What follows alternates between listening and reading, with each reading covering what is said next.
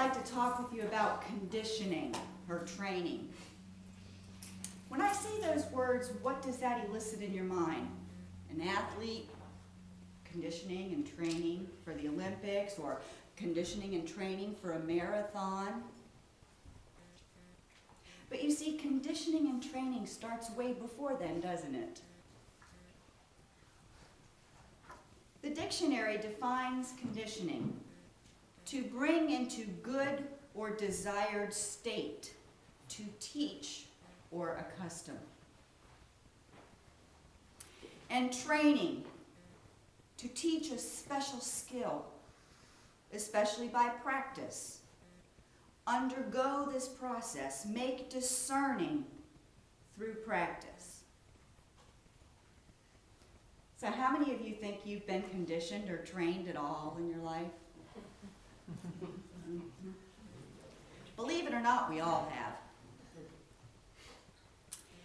And it starts way back when you were very young, doesn't it? So the first section I want to talk to you about is conditioning or training in the physical actions. Now, how many of you can remember hearing, now don't put your hand on the stove, you'll get burned. Look both ways before you cross the street. Cut your meat in smaller pieces. What about pick up your room? No, none of us heard that. Our rooms were immaculate, weren't they? Make your bed. How many of you still to this day follow any of those? So in a way, we can say that you were conditioned or trained in those areas, right? Mm-hmm. And when we start to look back at why we do the things we do, is it more healthy to get into a made bed than an unmade bed? Probably not. So you see, these started way back. And if you start to think about all the little tiny things, how you put your shoes on, I know there was a show on TV, wasn't there, that asked, do you put both socks on and then both shoes on? Or do you put a sock in a shoe and a sock in a shoe?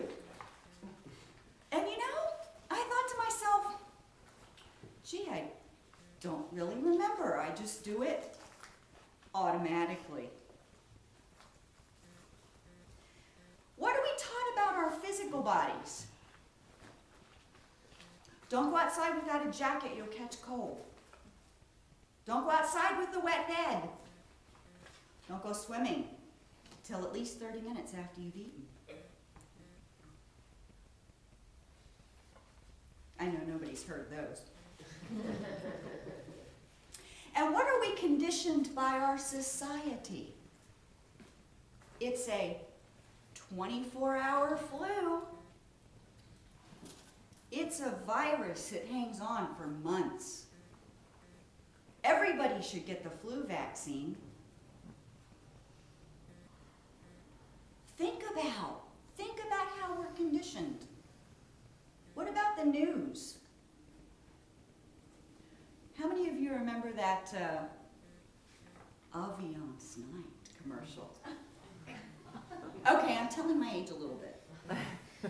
But if you buy this bottle of water, you can have an Aviance Night.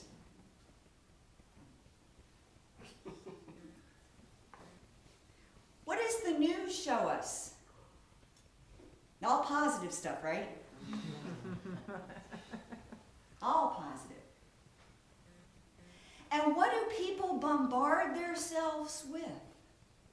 The news, the weather. And not only do we have bad weather, but then we count the wind chill factor because we can make it a little worse. Oh, and then we count the days that it's been below 20. What conditioning are we having?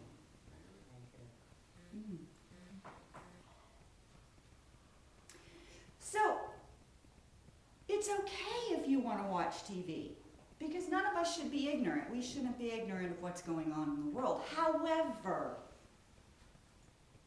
do you see the world as it is or how you are?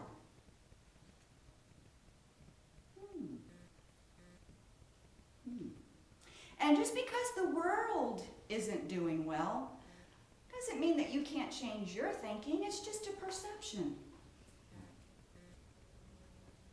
So the conditioning and training in our physical actions, in our physical world. Let's talk about conditioning and training in our mental field. Because we always are looking forward to.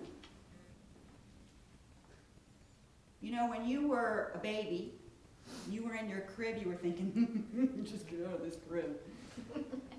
So then you got out of the crib and you had the whole room. And then what'd you think? If I could just get out of this room into the next room. You see, and we've been conditioned like that all our life.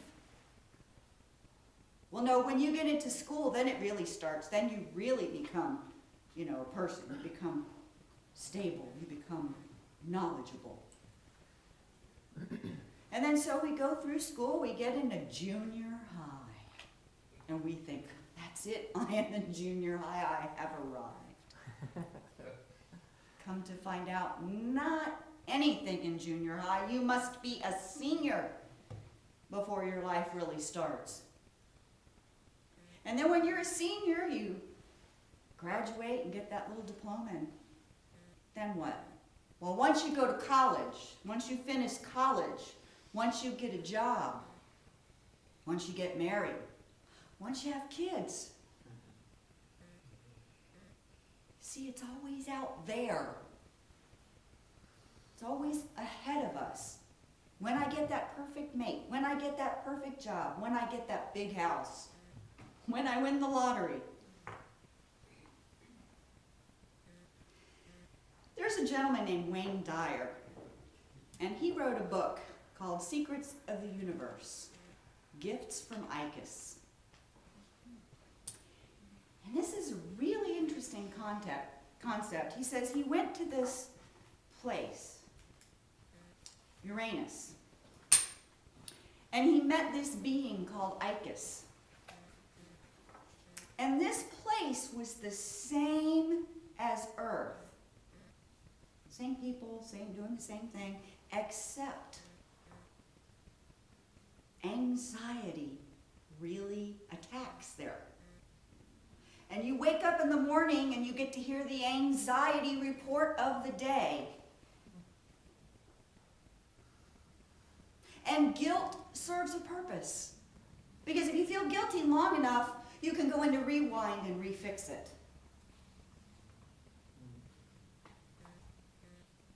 And elevators scare me.